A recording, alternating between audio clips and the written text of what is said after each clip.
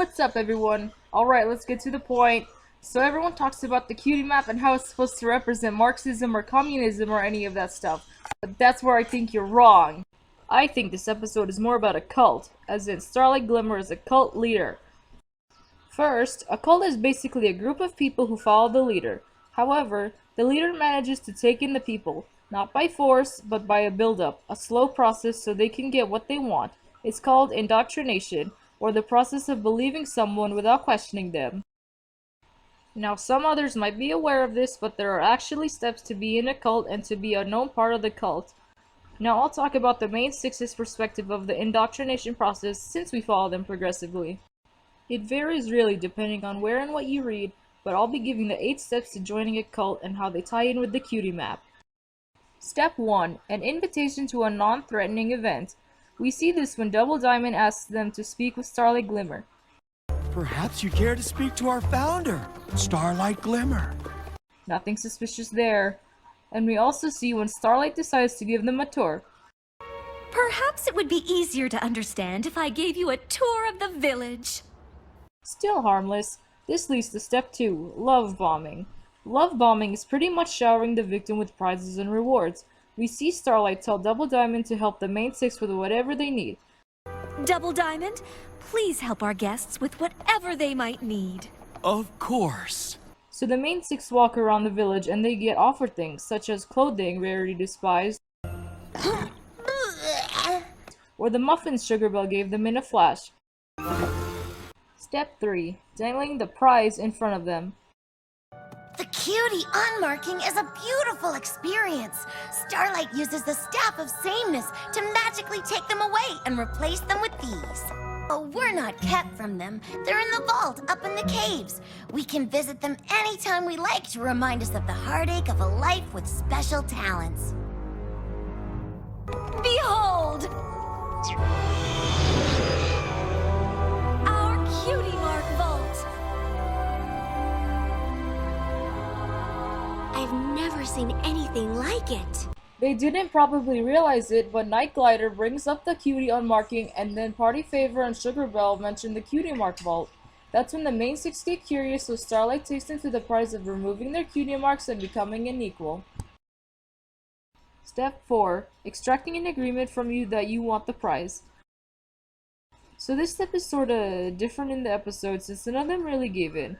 But for convenience, we'll say that Starlight removing their Cutie marks was the point in time when they quote-unquote willingly gave up their marks.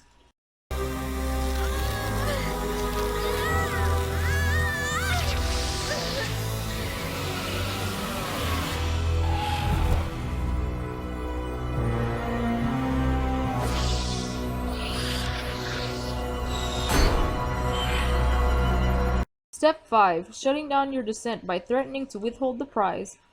Now we're in the second half of the Cutie map. Step 5 symbolizes the cult leader commanding the victims to do things they don't want, but then threatening to remove the prize. Now for an example of this, let's look at this crying Rarity. Oh, this is horrible! There, Rarity. She along with the rest of the main 6 are trapped, and they don't want to, but slowly they're becoming more giving into the equality, such as Rarity liking the bed curtains or Pinkie Pie becoming less Pinkie Pie. Look at those drapes. I have no idea if they're tacky or not. Well, I think they're nice. So do I! I don't know. Maybe it'll be super fun to be all the same. Sort of. More pleasant than fun, I guess. Step 6. Establishment of guilt. So once you're more willing to be a part of the cult, the leader needs to make you feel guilty in order to make you more vulnerable. The first example is Fluttershy.